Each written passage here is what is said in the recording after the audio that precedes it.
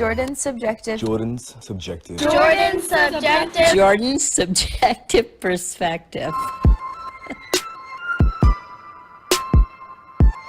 So we're live with Grandma. We're live with Grandma. I'm excited. You finally came on. Yep. Well, finally did a video one, which is cool.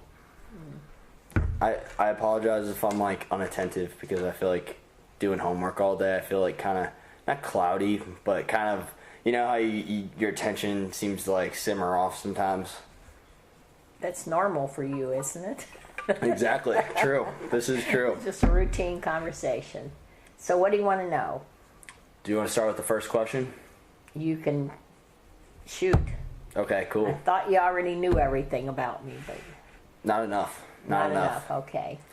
Well, what advice would you give to the average 20-year-old in today's world? Well, I would tell them to be considerate of other people because I don't think most of them are at this juncture. I would tell them to follow their dreams. I would tell them to stay away from things that are going to be harmful, such as drugs, alcohol. I know that would stray away from their dreams, accomplishing their dreams. staying away from drugs and alcohol would. No. Doing those things like prioritizing those things is gonna kind of stray. Yes. It's like the opposite of going against your dreams. Focus on your health and follow your dreams. Don't always think that you have to plan everything out because there's a greater plan for your life. And you have to be willing to sometimes reach out and follow those dreams instead of just being stagnant and doing what everybody else is doing or what other people think that you should be doing. It's good advice. It's good advice. Peer pressure is very prevalent at my age. Yeah. It has been since... It's always been that way. There's nothing true. new. It's always, but you have to determine who you are, where you want to go, what you want to be, and mainly the kind of person that you're going to be. Mm-hmm. You know, you have to set your own goals. I'm going to be honest. I'm going to have integrity. I'm going to be kind. You know, you decide and you follow those. Yeah, I feel like that's a really hard aspect of life. Like, one, identifying who you want to be, what you want to be, and then like I feel like life just keeps handing you new tests of like, are you going to stay true to yourself? Are you going to stay true to yourself? Yeah, that's difficult. Right. Yeah, but you you also have to be considerate of other people and not always. A lot of times we look, the grass is always greener on the other side of the fence, and you have that you think the other person has it so much better than you do. And so you spend time envying what they're doing instead of focusing on what you want to do and looking for opportunities. And don't be afraid to take the opportunities. That's a thing too, because you don't know what's going to work out. It's a good point. Mm-hmm. I feel like I would argue that that's even more prevalent in my generation too. Like with the grass always being greener on the other side. Yeah, and always being envious of somebody else. Be happy with yourself. Be happy with your own life. And if you don't like the way it is, then change it. You know, don't look for somebody else to bring you happiness. You've got to find happiness from within. Totally. Which, whenever you're in a dark place, I feel like it's pretty difficult. Well, if you're in a dark place, you have to think about all the positive attributes. Don't allow yourself to go to negative, dark places.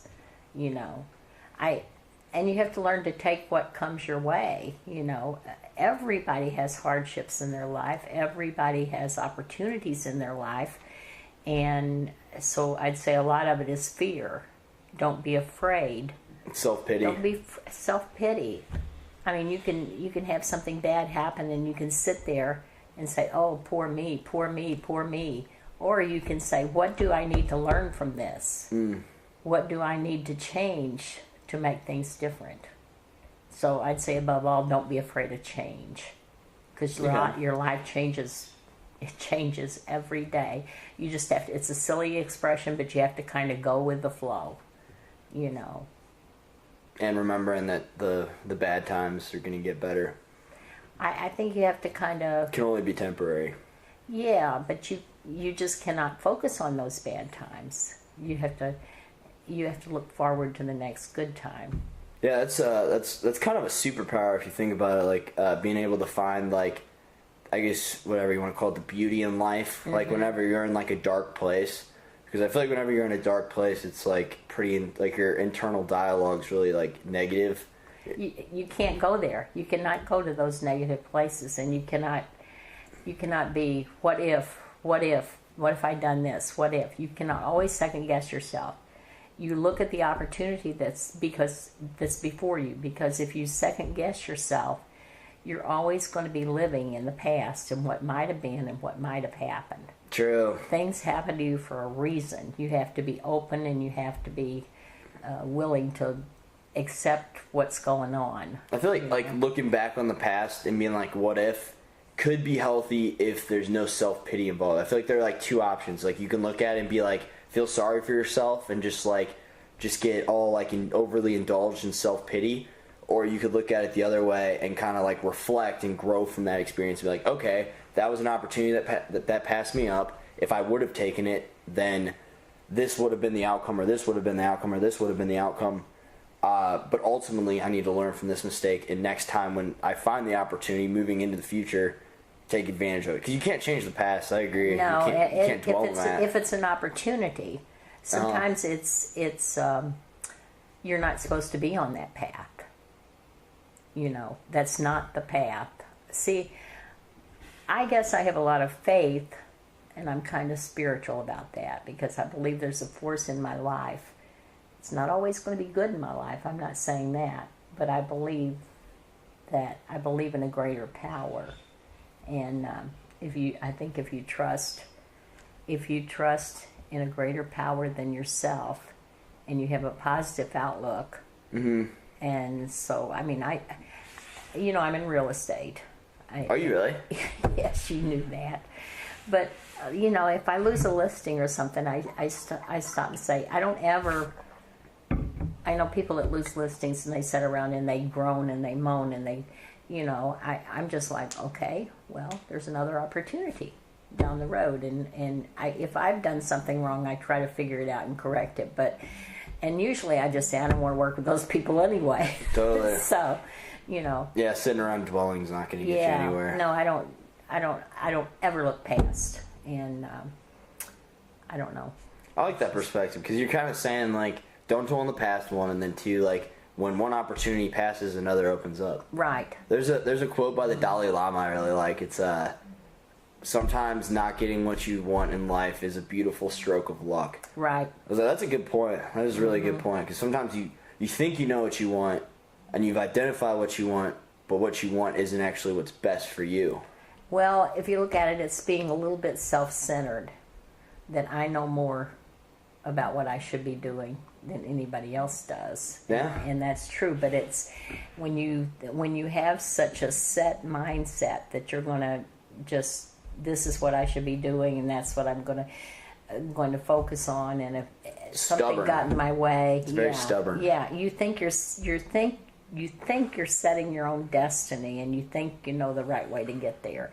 You need to leave your mind more open, because that may not be what you're supposed to do anyway. I think when you're doing the thing that you're meant to be doing, it's going to work out.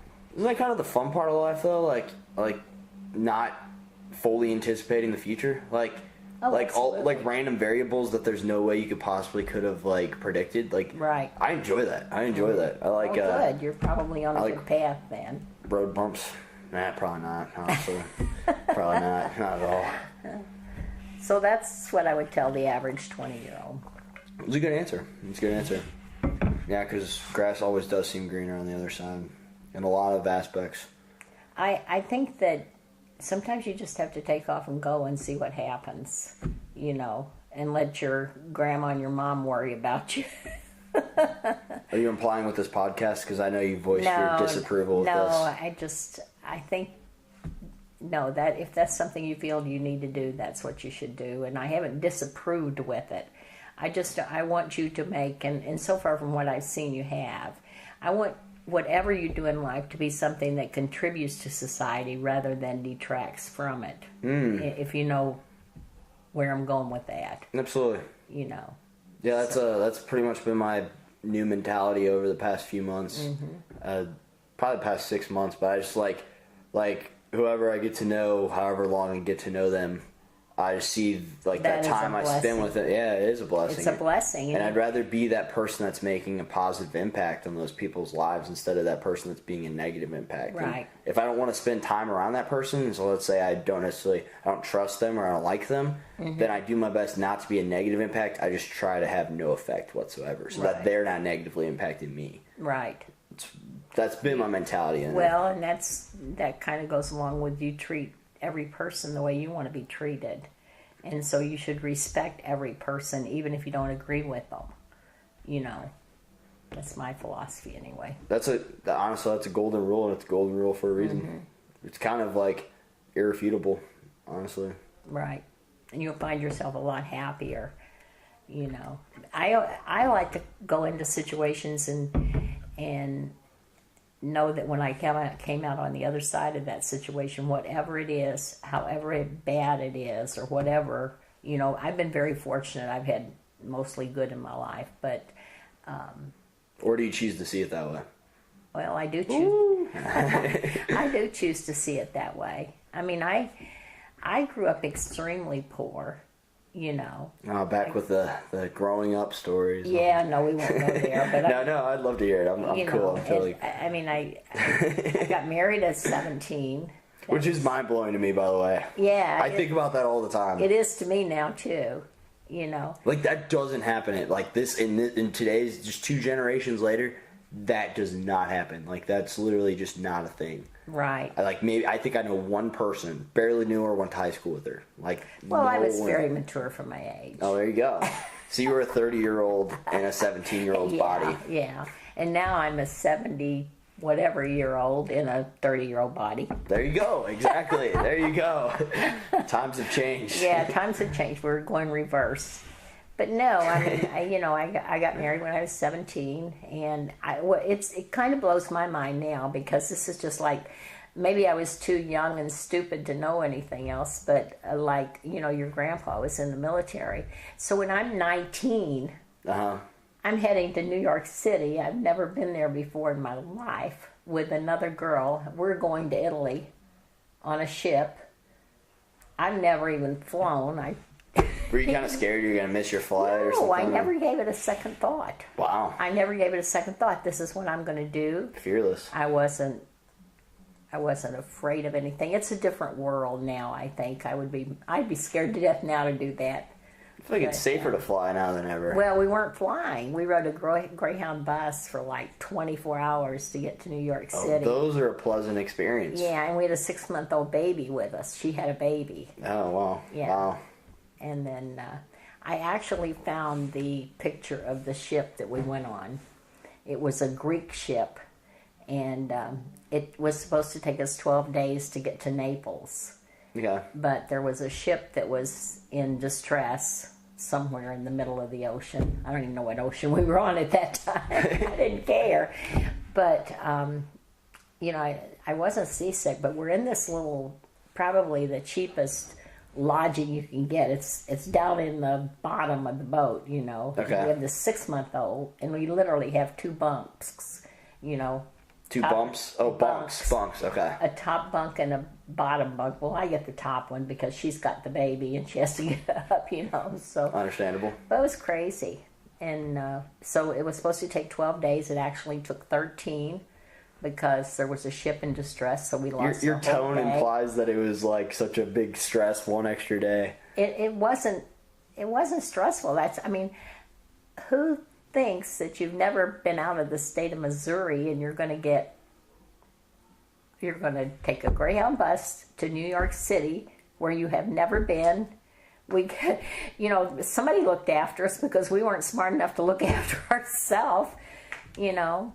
And we got the hotel, we got ourselves to the dock, got on the boat on time, you know, and went to, it took us 13 days to get to Naples. So. Probably more responsible than you give yourself credit for. I'm not saying you were like super responsible. No, we had no idea. You're probably just more determined than. We were clueless. We were just going to Italy. That's all there was to it. We That's were going awesome. to Italy. So, I First time out of Missouri, first time out of the country. Yeah, and it never That's even awesome. occurred to me not to do that. It's like your trip last summer. I'm scared to death for you the whole time. And I'm thinking, I did this when I was. He's too young to be doing this on his own. No, I'm worried about you. That's funny. You're just going to California and back. So, Right. But. Yeah, it's funny. No baby. We didn't bring a baby. Yeah, well, I didn't have a baby, but. Brought two Australians. Yeah, that's about the same, isn't it? Exactly. Oh, I hope they don't see this. But anyway, it's just crazy how things worked out, And I've always done that. Before I went to Italy, I mean, we were married. Your grandpa went in the military. I went to Chicago. Downtown Chicago with his cousin. We got a basement apartment together. I mean, now I wouldn't go to Chicago now. I shouldn't say that, but I wouldn't feel comfortable doing the things I did then. I was Totally. younger. So anyway, what's the next topic? Yeah, that's wild. What's the most memorable historical event that's happened in your lifetime? Well, probably when JFK was shot. I had a feeling you would say that. 9/11 was traumatic, but I was older, and I was in Chicago. You're in Chicago whenever that happened? Yes, and your grandpa, the day that he was shot. JFK was shot. He left O'Hara. Wait, you were in Chicago We whenever were in JFK... Chicago, yes. Okay, I And think you we meant had for dropped him. 9/11. We had taken him to O'Hare to fly. He was flying to Italy, and he went to New York. Okay. So when he was in the air, they announced it. We were driving back from the airport. Wow. His brother and his sister-in-law and myself. And they announced it. And then, of course, everybody just watched TV and watched the whole thing. And it was unbelievable. What year did that happen? That would have been, I guess, 1963. November of 63, I think. Okay. Or 64. I don't know. Here, I'll pull it up real quick just because I'm curious enough. Not that meticulous detail matters too much, but... Yeah.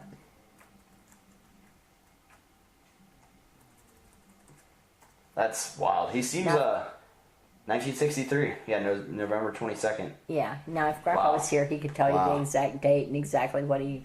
when he landed in New York, he said it was all over the TVs and everything at the airport. And then that was scary for me because that was a scary time. And, of course, I think I was too young, stupid to think about it. But here he is going overseas. He's in the military. Mm-hmm. And our president's just been shot. And you have... That would be scary. Yeah, you have to worry now, what's he going to be doing? Like an action that big is going to have... arguably a massive reaction. Could have consequences depending on. But he was going to Italy, so I tease him a lot because he's so proud of being a veteran, which he should be. But I always say they never even gave you a gun. Yeah, he's really proud of that. His service, and he should be. And that was... He just uses it to get free meals now. That's all he does. Get his discount. Always wears his military hat out. Yeah. He gets a discount. We went to, where did we go the other day? Penn Station. When I got that sandwich for him at Penn Station? Oh, yeah, totally. Oh, that's his favorite sandwich now. So he's always wanting to go to Penn Station and get that cheesecake. No, what is it? Philadelphia cheesesteak. It's cheesesteak. Cheesesteak. Oh, that's funny. I'm the one that wants a cheesecake. But the cheesecake's probably my favorite dessert, by the way. Cheesesteak he likes that, so he always wants to go there. But it's one of my favorite subs, by the way. He had his cap on, and they gave him a discount. Wow. He didn't even have any paperwork or anything. But that'd be annoying if you had to carry around paperwork all the time. Yeah, but. Yeah, that was interesting. We were so poor we didn't have any money to travel or anything or to see too much of Italy. Mm-hmm. We visited orphanages there. Did you ever go back? Go back to Italy? No. Mm-mm.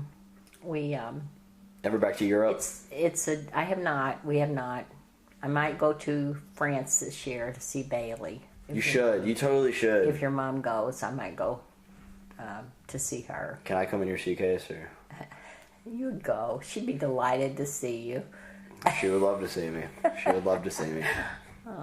But yeah, that was an interesting time in our life. So, and then your mom was born in Africa. Tripoli, Libya, Africa. Mm-hmm. So I was over there. Northern Africa, for anybody. Okay. And we, I don't know what we were thinking. We had no money. We decided we would have a baby. And then I found out after I got pregnant that they were going to send me to Africa to deliver this baby by myself. Oh, wow. That's gotta sound intimidating. Well, see, I'm kind of mouthy, I guess. I looked at them and I said, "What?" And they said, "Yeah, the women go to Tripoli because the Italian hospitals are not suitable. You know, we can't let." Did they tell you this last minute, or did they tell you this Well, I was probably, I don't know, before? maybe 2 months before. You know. Okay. And they said we send you about 2 weeks before you're going to deliver, and then you stay there on the air base, which at that time it was not friendly to Americans there. Oh, wow. Okay, so that didn't bother me then. You know, I wasn't worried about that because I was going to be on the military base. But it was the fact that they thought they were going to send me to Africa to have a baby by myself. Right, yeah. And I looked. That is wild that they don't send the husband. Well, they did. Oh, really? Okay. I said, "I'm not going by myself." And they said, "You have to. The Italian hospitals aren't safe." And I said, "I'm telling you right now, we got to figure something out because I did not get pregnant by myself, and I am not going to a foreign country to have this baby by myself. So we just got to figure something out here." And so then I went home and I told your grandpa, I said, "They think they're going to send me to Africa to have this baby. I'm not going." So we decided that we'd see if he could take leave. Not today. Not today, you know. So he took his leave. And he had like 2 weeks leave. Okay. Or I think he had a little over 2 weeks. Maybe like about 18 days leave or something built up. Okay. So, and when you're in the military, you can get, you can fly on their planes. They call it a military hop. Okay. If you go, you know, you can fly, but you fly standby. Okay, so he took leave, got permission to go. Got us, you know, had to go standby, but we went together.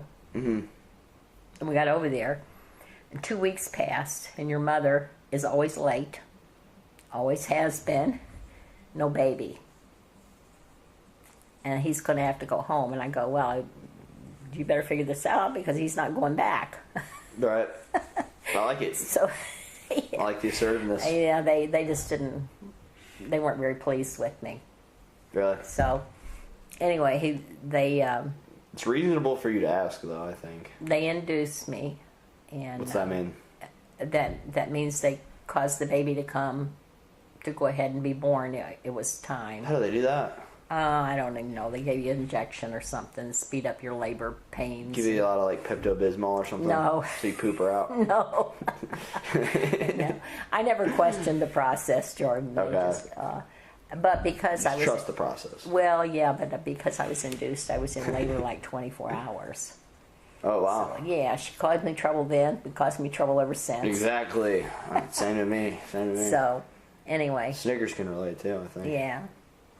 So, anyway, so I have the baby, and they don't keep you very long then if everything's good, you know.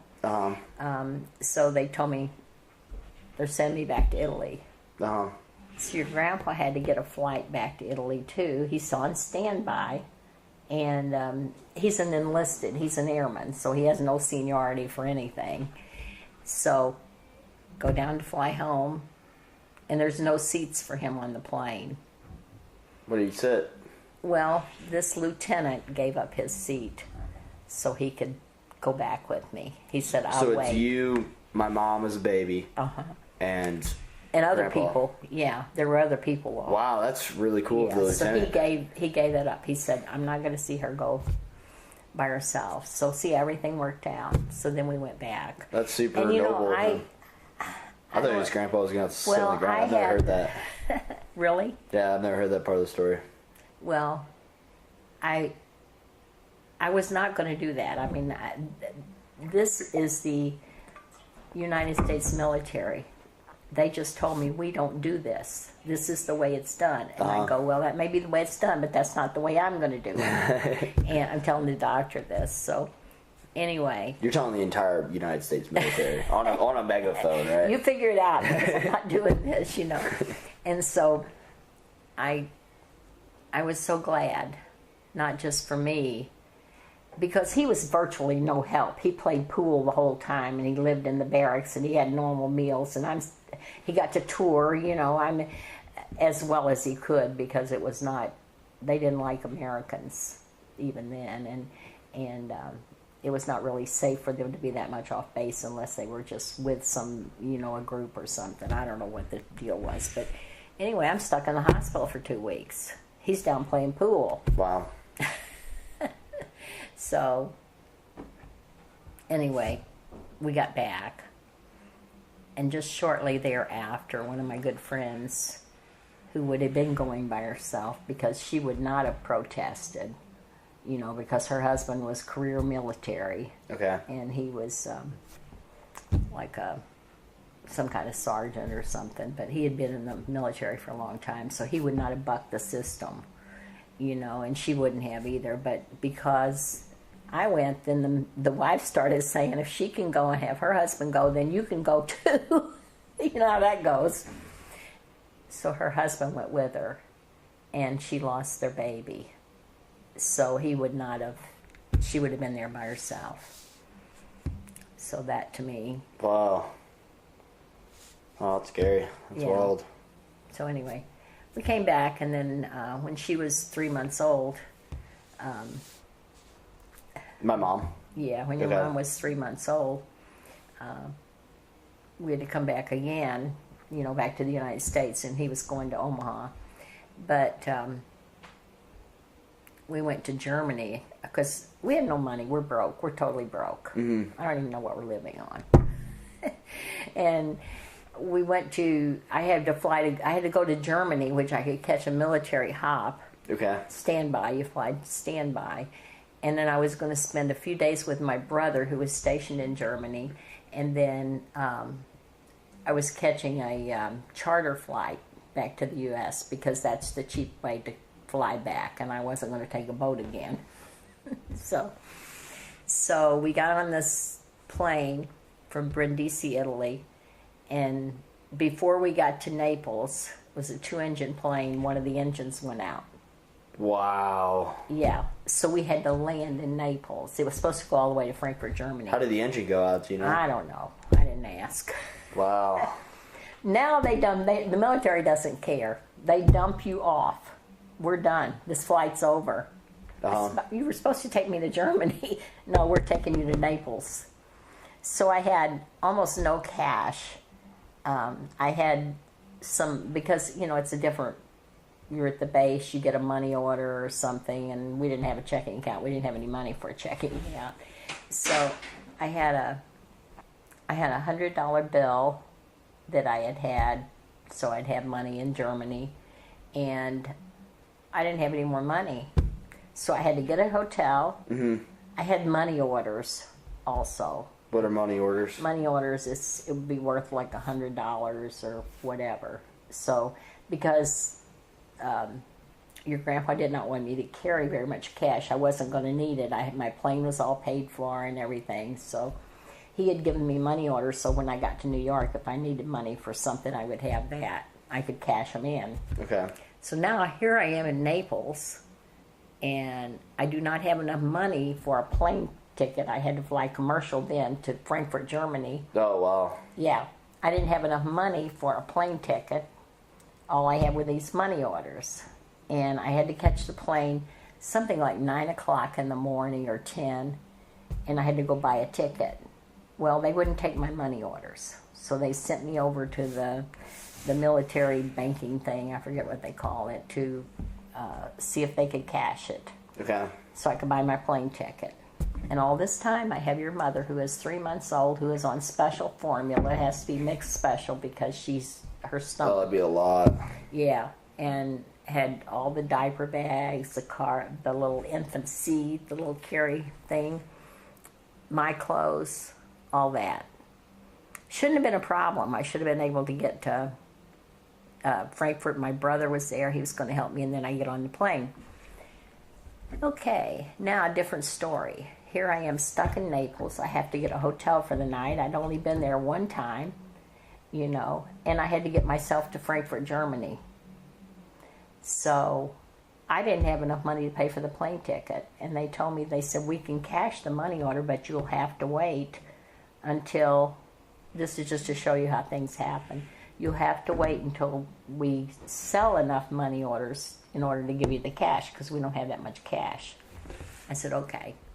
So I'm standing there. You think you're going to have to spend the night in this airport? Well, or? I had already spent the night there at Naples. Oh, wow. Because, and in the airport? No, I had to get a hotel. Oh, wow. And you're forced to do that. That sucks. Yeah, so that took most of my cash. So anyway, so I'm standing there in line, and I'm thinking, now what am I going to do, I may have to sit in this place till somebody comes in. And then they don't have that many flights. They didn't have that many flights to Frankfurt, Germany. Mm-hmm. And I was going to have to fly commercial because there was no more military flights going there for the next few days. Okay. So this military person came up behind me as I was standing aside because they didn't have the money to cash my money order. And he said, I need to buy $100 money order. You just overhear this. I knew that's what I needed cash, was a $100 money order. What a coincidence that is. He just came in. He didn't know I needed that. I had been in line. But who's he? He's telling this to the person working at the... Yeah.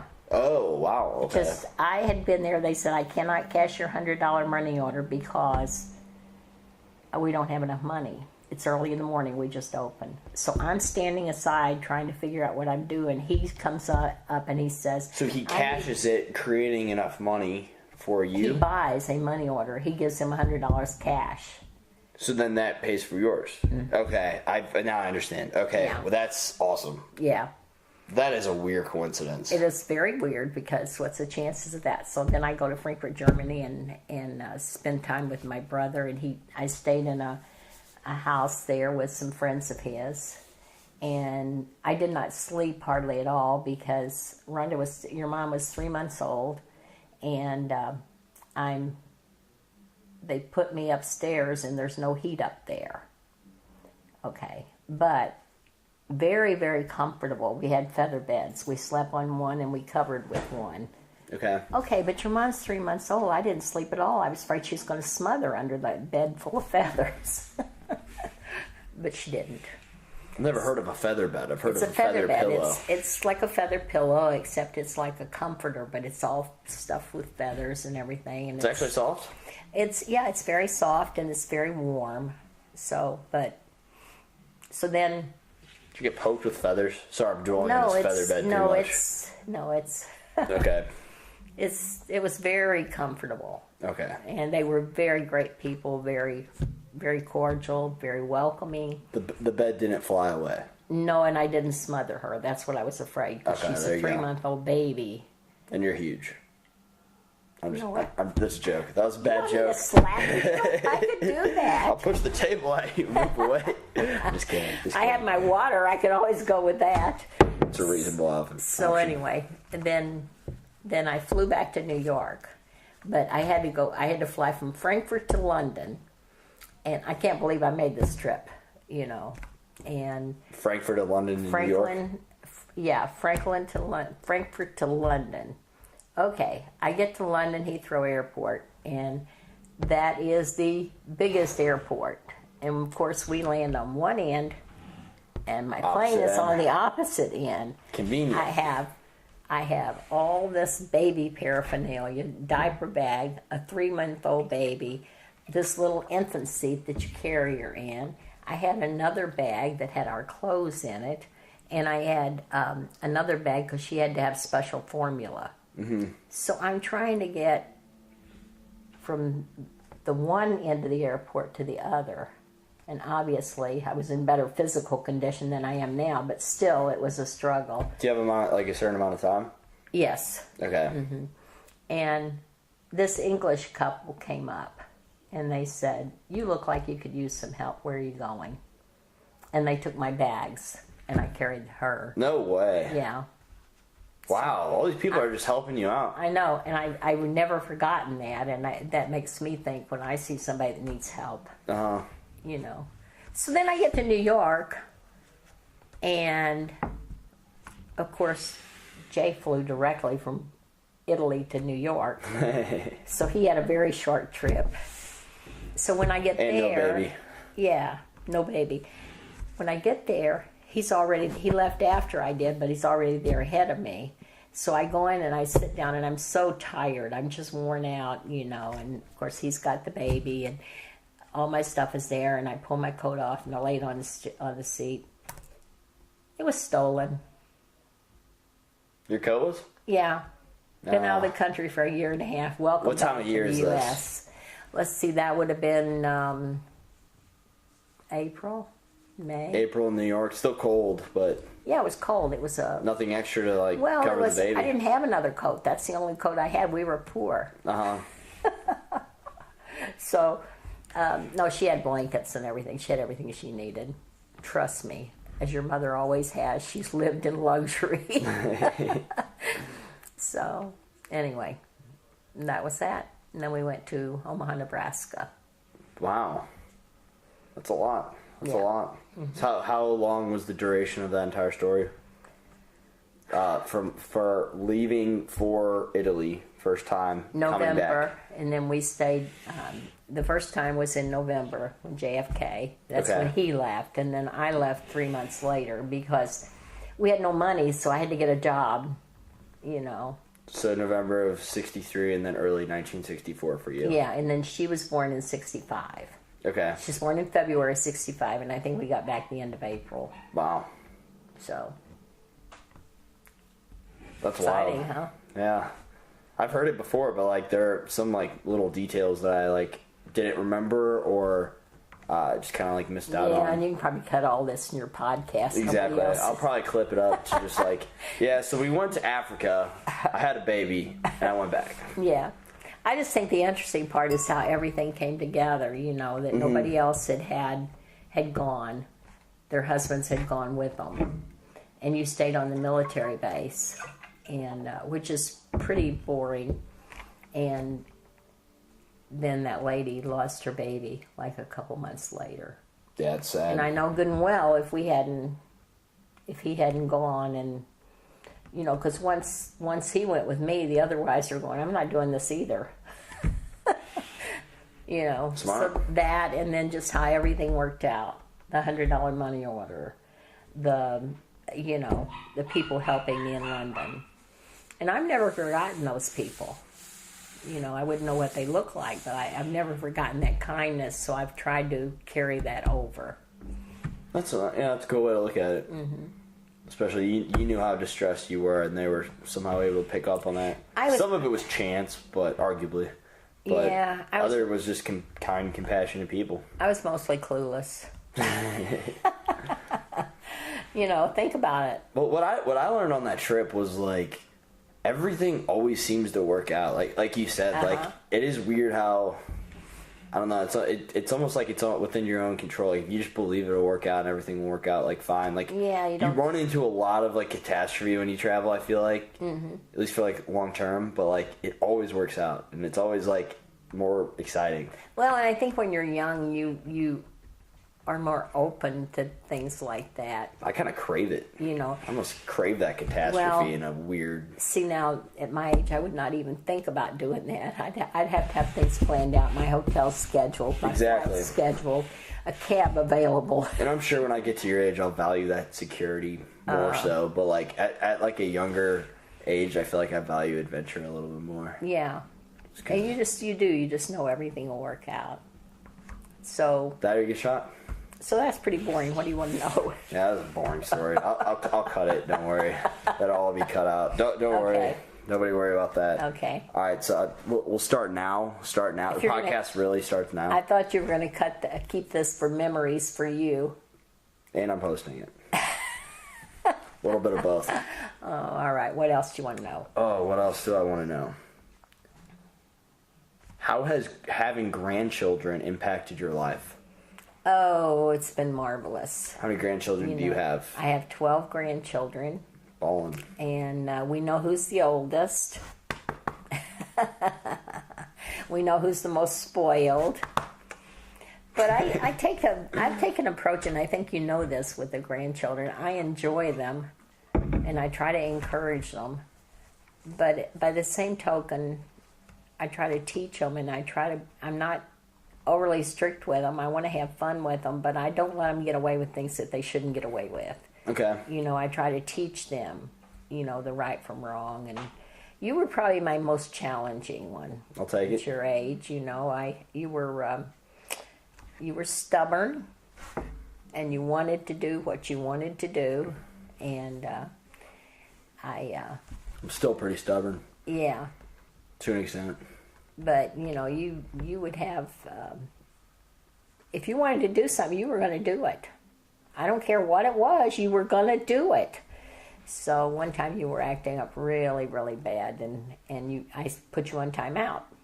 And you would not sit on timeout. You just kept getting up. I put you back on the chair, you'd get up. So finally, I just tied you into the chair. No way. I did. You tied me to a chair? Well, I tied something around you. I don't know what it was, a sheet or something. I don't know why I'm talking like I don't remember this. This was like last week.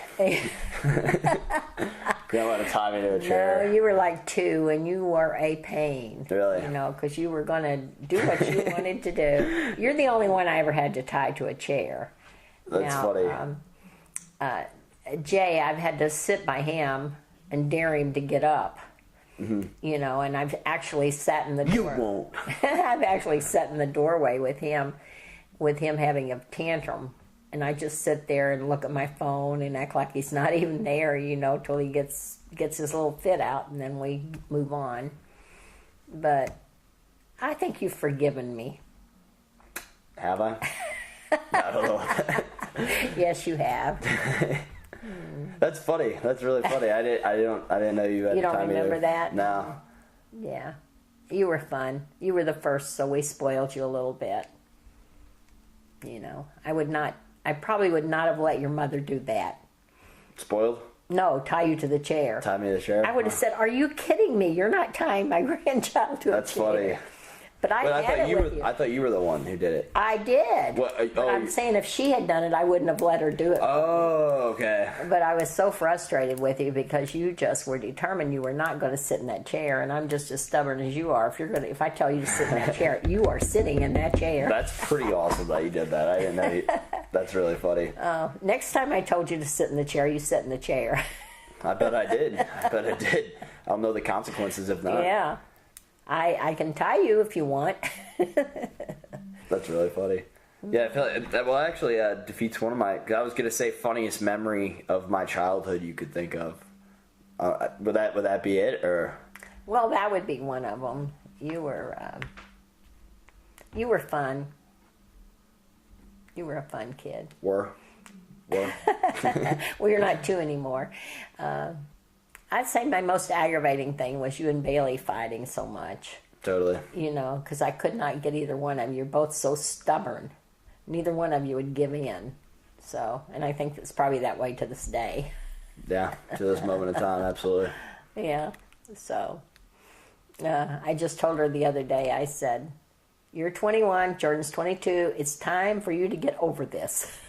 I don't know if she liked it. One day. I'm optimistic. Yeah. But yeah. So you'd say it's been a pretty good impact, like having grandkids. Like overall. Yeah, overall, I think What have you learned the most? I don't think I really learned anything. I've just tried to enjoy them, and I'm trying to treat each one of them as individuals as special and see what their needs are and what, each one of my grandchildren have needed something different from me. Okay. And I think that connection is really important, that grandma connection. I don't think I spoil you, any of you. I don't think I spoiled you, because there's nothing worse than a spoiled kid.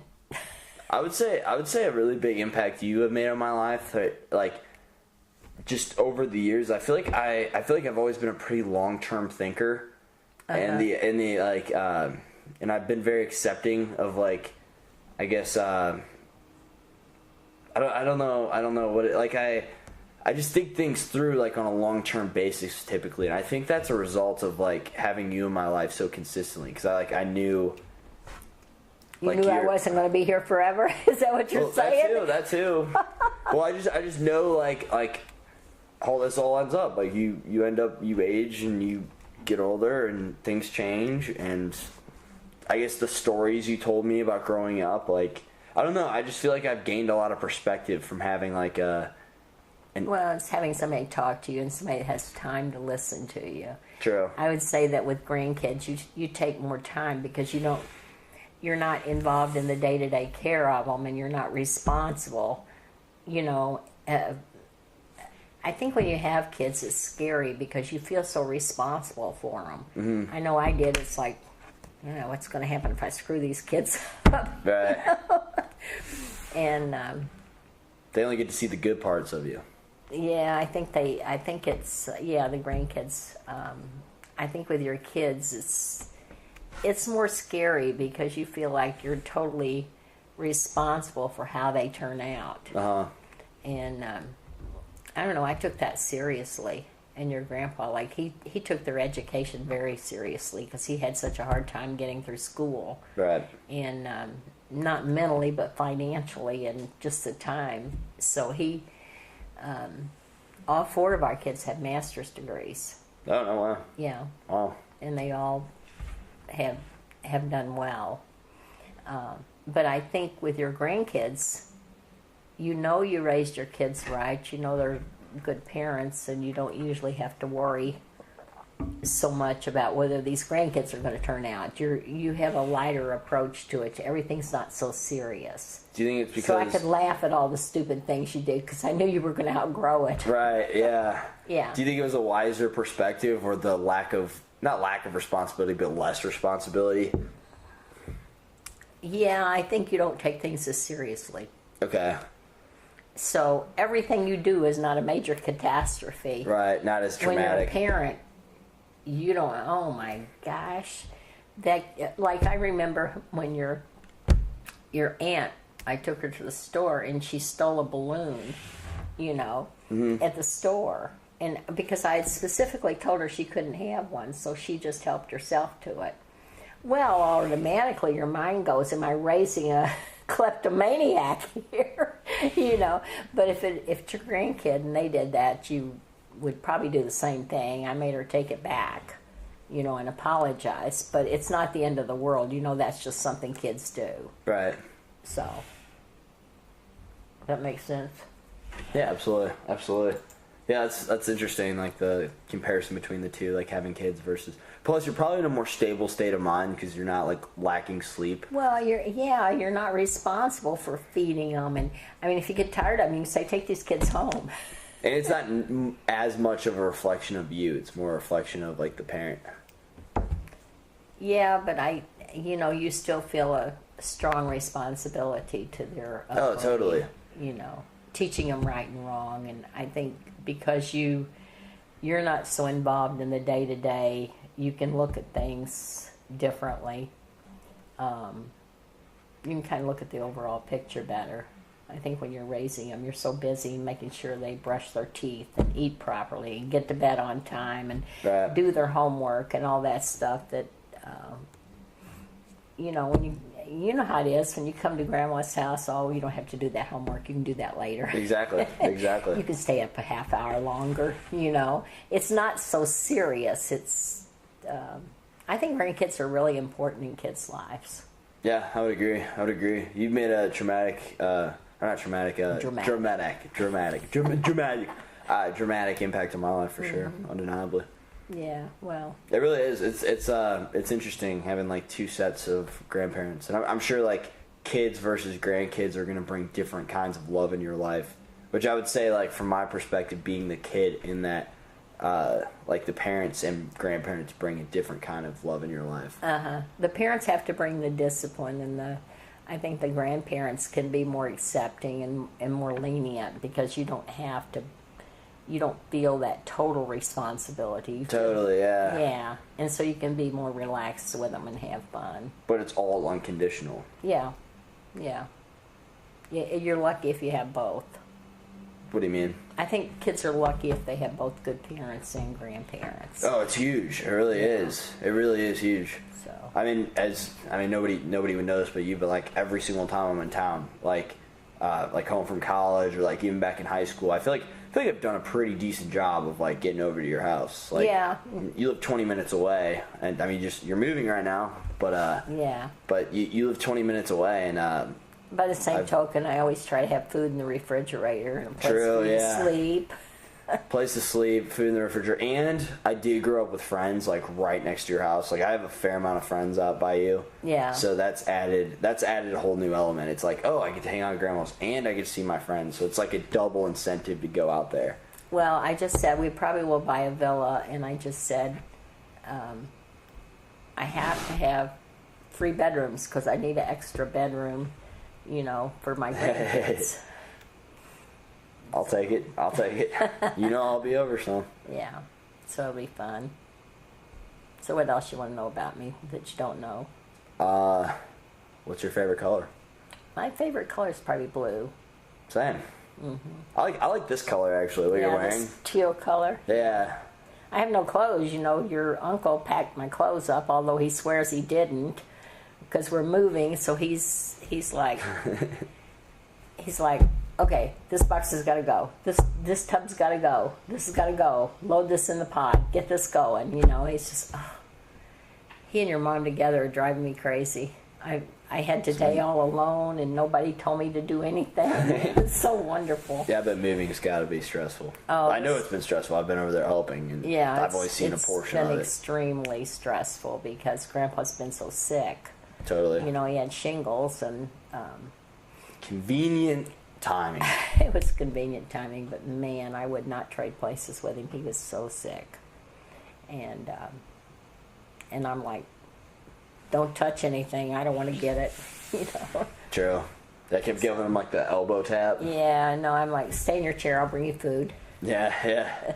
And then I pick up the dishes. I give him paper plates to eat on. You get one of those hand things, like the extension. Yeah. So no, I felt he had a really bad time with it. Yeah, he was struggling. Yeah, and then my back. Yeah, hurt my back, so it was a nightmare, and I don't know what I would have done if your mom and Scott hadn't helped me, but it's been a lot. Yeah, because he's taking time from work, and he's oh wow, comes back from a trip, and he comes and helps me, and he says now they're out of town this weekend, so he'll probably call me tomorrow and find out what I've gotten done. Good. I feel like it's controlling like or considerate, one of the two. Yeah. So. Well, if all your clothes are packed up, then thank you for not coming on the podcast naked. Very considerate of you. I have a few clothes. I just don't. This is what I have. I have very few things I can just wear casually. I have my dress clothes for work. Okay. And I have work clothes for home, but I don't have to wear. My volleyball shirt's gone, so when I go to Melena's volleyball game, I have to. You should do body paint instead. There you go. That would amuse the crowd. There you go. No one would forget Melena's grandma. Yeah, they all know me anyway, so. So, what is your favorite and least favorite thing about aging? Because obviously you know a lot. I'm just kidding. Weak blow. I got it. No water. Don't hit me with the water. I'd say my I don't know. I don't really think about aging. I have to stop and think how old I am if someone asks me, because I think age is a matter of the mind for a certain extent. What I hate the most about it is the aches and pains. Okay. And you can't do as much as you used to doing, and that kind of thing. Probably really frustrating. No, it just makes you lazy. But I don't mind. I think you get smarter as you get older, and you put things in perspective. Everything's not so serious. The things that were important to you when you were younger, like your career and all of that stuff, you tend, I think, not to think about that so much. What do you think that is? I don't know. It's kind of like been there, done that. Okay. So, and you start thinking, at least I think I do anyway, I start thinking about what's really important. People have always been important to me, so. Yeah, that's a big reason why I started this. I realized Yeah. I'm like, well, if I could start a platform just a platform of where I connect with people on a consistent basis, then Yeah. I think that would always be fulfilling. So, I don't know. It's. I think what I hate about it is everybody, all of a sudden, your children try to become your parents. That would be annoying, yeah. That is very annoying. Yeah, it would be annoying. It's like I put diapers guys, on you. I raised you guys. Uh-huh. You're only successful because of me, and now you're trying to tell me what to do. That's funny. I tell them both, though. They, Ron and Scott were arguing over who we were going to stay with, which I thought was kind of cool that they wanted us. Yeah. That they both wanted us. And Scott's going, well, you can come to my house. I have a finished basement, and I have this. And your mom's going, Jordan's going back to college. I'll put, you can have his room. He's got his own bathroom, got a walk-in closet. I'll clean out his stuff. Your stuff's going, Jordan. Yeah, just use me as negotiating leverage. Thank you. Thanks, Mom. So she's like, okay. So, they're going back and forth with this. And I looked at them and I said, I don't think I'm going to live with either one of you guys. You're too bossy. Both of you. I'm capable of making my own decisions. I'm capable of managing my own money. That's funny. My own health. My own diet. That is a really funny thing to think about, like the switch up of things. Yeah, they start feeling protective towards you. And, protective, maybe like they know bossy. best. Yeah, they know best. I know best. Your mother goes, today you are going to go in here and you're going to pack up these boxes. That's just how bossy she is. I will say she doesn't try to boss me around that much. Like in comparison to like observing how she treats other people, she doesn't really try that with me. Well, She it kinda doesn't just- work with me. I'm going, today I'm going to do exactly what I want to do. There you go. But you're not. You have to get this done today. You have to get this done. So, and then she says, you should have already had this done. I said, you made me sit for half an hour and organize the stuff out of the drawers in the kitchen. To me, that was totally wasted time. We could have taken and dumped it in a tub, and I could have sorted it later in my old age when I have nothing else to do. That's a junk drawer. You don't need it anyway, probably. That's funny. So, yes, you need to organize this. The rubber bands go in this Ziploc bag, and Very control paper freak clips with in this, and You're talking about the move, just for anybody who Yeah. doesn't know. yeah, the move. So The close. move. That's so what it close is, to the being move. done. It's wild. I am close to being done, but it's ridiculous. I By the way, she's been saying she was going to move since I was 9, yeah. which is wild. It's wild that's actually happening. I had reasons for staying there. You guys didn't want me to move for a long time because you liked coming there and you liked playing in the backyard and Swimming. Swimming in the pool, and it was ridiculous to keep it that long because we had 5 bedrooms. We don't need 5 bedrooms. Joe. We could sleep in a different one every day of the week almost. Oh, this is the Tuesday room. It's funny because Grandpa doesn't even sleep in a bedroom at Not all. anymore because he's more comfortable sitting in the chair. That's funny. Yeah. Sleeping in the chair, yeah. But Yeah, that's wild. yeah, it was time to move, and I think I'll do okay on my house. Well, here's a random switch up of topics, but I'm not super random, but a really big reason that I think this is really cool is for the element. So like, let's say for example, like me. So if I think back so I think back my mom. Obviously, I know my mom. I think back you 2 generations. Obviously, I know you. I think back 1 generation. I think of your mom and Grandpa's mom, who passed away about 6 months. Yeah, 6 months ago ish, 8 months ago. 9 months ago, actually. Wow. A while ago. Yeah, a while ago. I mean, I think of like these like withered old women, and then Excuse me. no, that's what I think of them. Like in nursing homes, like that's my best memory of both of my great grandmas is in nursing homes. Great grandpas didn't know either one of them. Same with the other side; they were all dead before I was born. And then, like literally, when I think of my great grandparents on the other side, I think of nothing. When I think of your grandparents, besides like a few stories that you told me here and there, I think of nothing. So it's really cool to me. Maybe I'm just obsessed with immortality. Not really, because everything is temporary in this existence, even planet Earth and the sun, everything. It's all temporary. So I don't think it's that. It's just really cool to me that future generations will be able to See how silly your grandma was? just get an idea of what you were like. That's and like what your life was like. That's so valuable and just beautiful to me. That's so cool because I feel like a sense of responsibility over the years of like building like a good relationship with you to kind of like live on your legacy, if that even makes sense. Like It does, but you know what your kids are going to say and your grandkids? Why are you telling me about these old people? I don't know. Maybe at a young age, but I believe at an older age people get curious, like you did. You looked up your entire family lineage. Well, I grew up with my grandma in the house. She lived with us, and my great grandmother lived with us too for a while. She didn't like me. I've told you that story.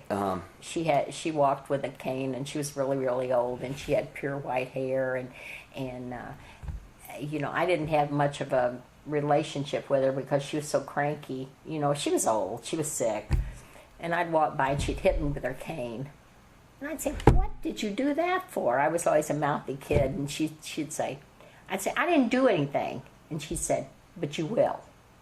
Wow, So I'm taking care of it now. Wow. She always hit me with a cane. That's wild. How old were you? I don't know. I was probably 7, 8. Wow, that's kind of ridiculous. Yeah, because she died, I think, in 1954. But wow. Yeah, she was. She had an interesting life. You know, she grew up pretty privileged. You know, as far as they had like help and a maid and all that stuff. So she never really did anything that I saw. She was used to being waited on. And then my grandma, I've told you stories about her. She's probably one of the people that I admired the most because of her perseverance, because of her... she grew up through the Great Depression, right? She, when my mom was 16, which would have been 1936. So she has a family to support during the Great Depression. Yes. Wow. And they lost all their money in the bank, and it was so funny because, I mean, I appreciate that now. We would go to this little town where she lived, and every time we went by, she'd say, "That is the bank that took my money." She'd always tell us that, but she had a tough time of it because her husband had cancer and he was blind. And, oh, wow. Yeah, he died when my mom was 16. It's like that. What? Yeah, and my mom was 16 in 1936. Was he always blind, or did he turn? I don't know. The only thing, I've only seen one picture of him, and he was sitting in his rocking chair, and he had a cat on his lap. Wow. And but my grandma, she had 7 children, and 4 of them died from various childhood illnesses. Like I don't even know what they all were, whooping cough or something, and they died. So she had 3 left, and it was my mother, her sister, and then her brother. And her brother was old enough. I guess he was probably maybe 20 or so when this happened, 18 or 20. And during the Depression, they had those government jobs for I forget what it's called, but they would go around and they'd build bridges and things like that. So he was able to get a job doing that, and then he sent money back to the family. But my grandma was left, and then her older sister was married, but she was always leaving her husband and moving back in with them, you know. And then my my mom, she took care of her dad because my grandma had to work, and it's the Depression. There's no jobs. So she would go help people that needed help in the house, you know, cleaning or sewing or cooking or doing laundry, that kind of stuff for them. Okay. And that's how she supported them. And then when the war came along, she got a job in the Red Cross room, rolling bandages and managing things with that. And she also was a midwife and delivered babies. She's very, very creative. And I never once heard her complain about her circumstances or feel sorry for herself because she had to do all that. And I think that was my grandma, and I think I learned a lot from her. So. Sounds like a cool person, Wow.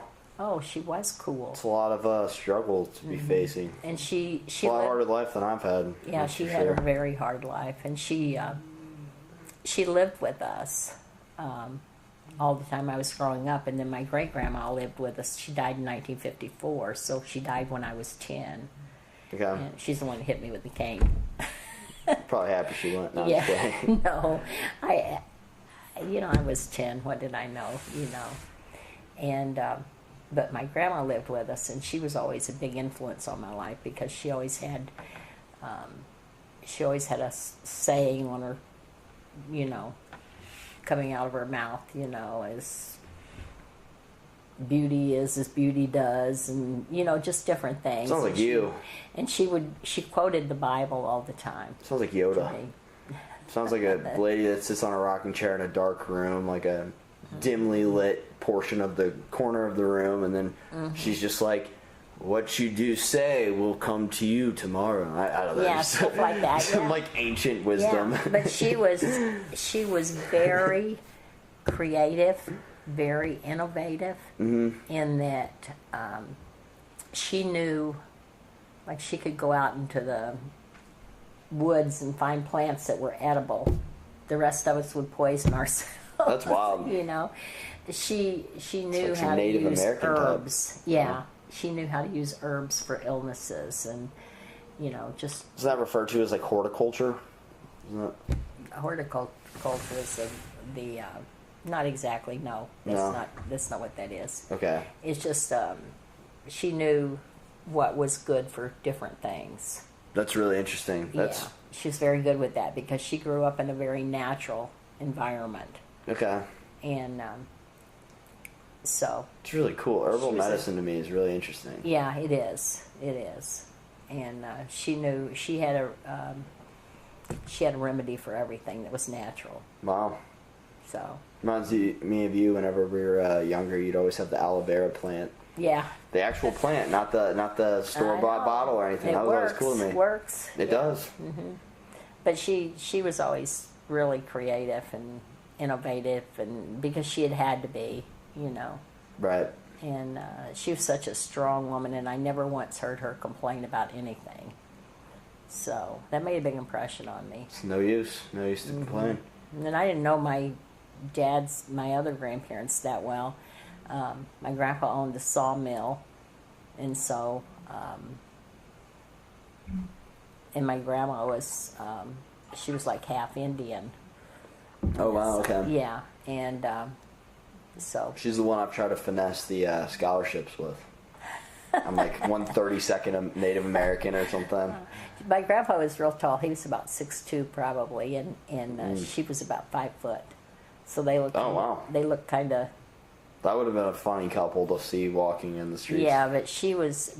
You didn't see them walking in the streets. It was a strange situation. I don't know if it was because she was half Indian and that wasn't really the socially acceptable. Well, I don't know. It's just she stayed at home. He did the grocery shopping even. She didn't really go out much, and it wasn't. I mean, it's probably fair. She can't even see above like what shelf 3. Yeah, so, but I did not know them very well, you know. But it's interesting, like you describing this right now, because like any idea I could possibly gather is completely left to my own imagination. Like, and like based off like what you're saying, you're kind of painting the picture, and then my mind's kind of like creating this image and like kind of speculating. Oh, I wonder what they would be like. I wonder, like I'm imagining this tall man with this short woman. Like that's all I know. I don't know their physical features. I don't know their personality type. I don't know who their friends were. Like that's what's so cool to me is like right now, like say for example, like I don't know, like my grandkids are watching. So like that's so interesting to me because like they actually get like an idea, not just they get an idea of what you look like, what your personality's like, that you're a good storyteller. You're a good storyteller, by the way. I forgot that, but just I just like to talk. Exactly. It's really annoying. No. It's really cool to me that like I don't know, they just get a better idea because of doing something like this. Like they just get a much better grasp of like who you are instead of like speculating who you were, because realistically speaking, like that many generations down, they probably just wouldn't care. Yeah, that's probably true. I just hope they all, well, not only for my grandchildren, but for other youth, I would just wish for them to have peace, happiness, fulfillment, love, and not just look to themselves. I think being selfish is one of the worst things you can be, Why's that? I just think you miss so much, and I think the world misses so much when you just think about yourself. You can make things better if you consider other people. Totally. Yeah, you are really. I gotta say that you are probably one of the most selfless people I know. Well, I don't know. It is a great quality to have, and it's my mentality whenever I like have like selfless friends or whatever is I try to reciprocate that, like, and like.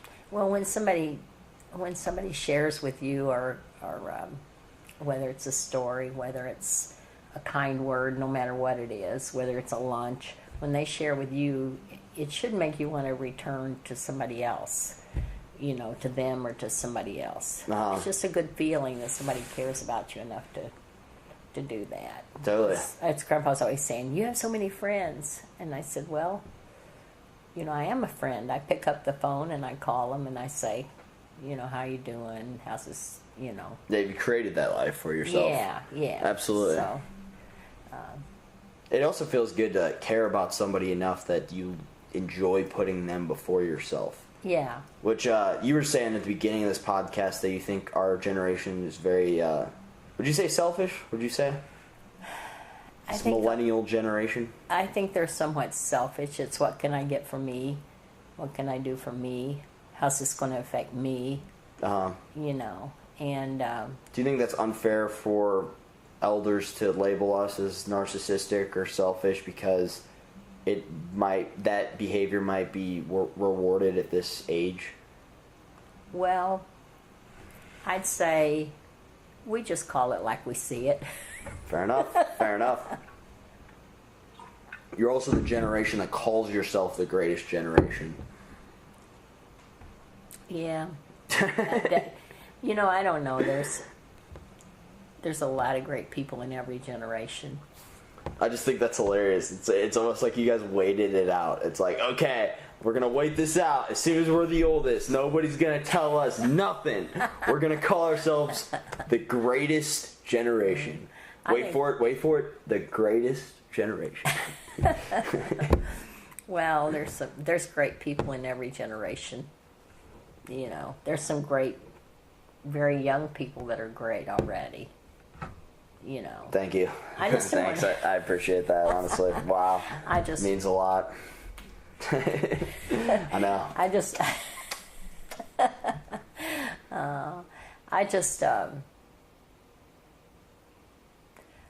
want to be remembered as a good person, and I don't know. I try to do the right thing. Well, I will say I feel a sense of responsibility, probably because I'm interested in this stuff. Like, that's probably the main reason I feel that. To preserve that legacy, like you said, because I think you're an awesome person. You're literally one of the most influential people in my entire life. I don't think there's one person who's like most, but you're for sure, undeniably, one of the most influential people. Well, who's the one that's ahead of me? I'll take him out. Yeah, I'll take him out. I just feel like, so I feel like a sense of responsibility to carry on that legacy and to prove to the world that you are a good person and to... Yeah, just enjoy the moment, enjoy your life, find somebody great to love that'll love you back. I like that advice. Mm-hmm. And, but don't be in a hurry, you know. You'll know when it's the right person. Somebody that'll put up with you who'll be the right person. Exactly. I don't think that person exists. And then don't be selfish. You know, that's the hardest thing, I think, is you have to be unselfish. With every relationship? Yeah, with every relationship. A lot of times people are scared and they'll hold back and they're not as loving and as giving as they could be.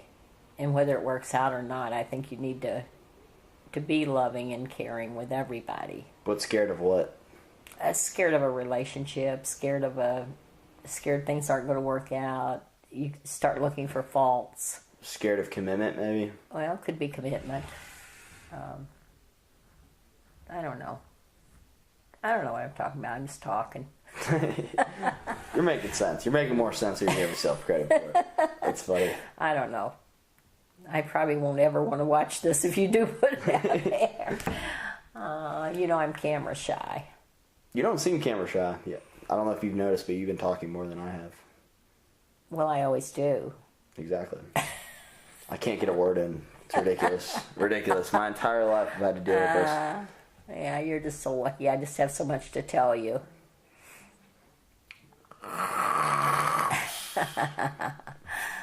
Well, if you want to, just because I'm kind of curious. I'm kind of curious to pick your mind with some of these questions. Okay. The end, I kind of like this. We were just talking about selfish people and how they suck, but this isn't me being selfish. I just find I would like to get on camera your perspective of me as a young person. So like kind of like funniest memory, we discussed that. So how would you, if you had to describe me like throughout my entire life, like just getting to know me as a whole, like because you have a cooler perspective than even I would, because I have a better sense of who I am at this moment, but like you have a lot better memory of like what I was like at a young age, what I was like at this. And so if you could describe me as a whole as elaborately as you could, I'd be very interested to hear your answer to my that. perspective? Yeah. Well, be harsh. well, I think you've always been extremely stubborn, and that's not a bad characteristic, because in whatever you did, you've always gotten totally involved in it, no matter what it was, once you decided to do it. But you also have not always had the most open mind as to things, you know, as to trying things. Take, for instance, you love soccer, you know, and so you didn't necessarily, it seemed like you thought if you went with something else, it might interfere with your love of soccer. You know, so you've had a hesitancy, I think, sometimes over your life to try different things. You've always been... Do you care if I respond to that real quick? Sure, you can respond just to it. Because I just disagree, because in the past, like, since college has started, I've taken up painting, jiu-jitsu, Muay Thai, you said in boxing. The past. In the past? Okay. That's what Okay, I would agree with that, because I feel like... I think you've outgrown that. I think you've come into your own on that, and part of it is maturing, you know, that you have come to explore many different interests. But I would say when you were 6 or 7, we couldn't get you to open a book. Fair. And now I read all the time. You read all the time, so that's part of your stubborn characteristic. Okay. That you would decide something and you would have it was like laser focus on whatever that is. So there was no room out here for these other things. Okay.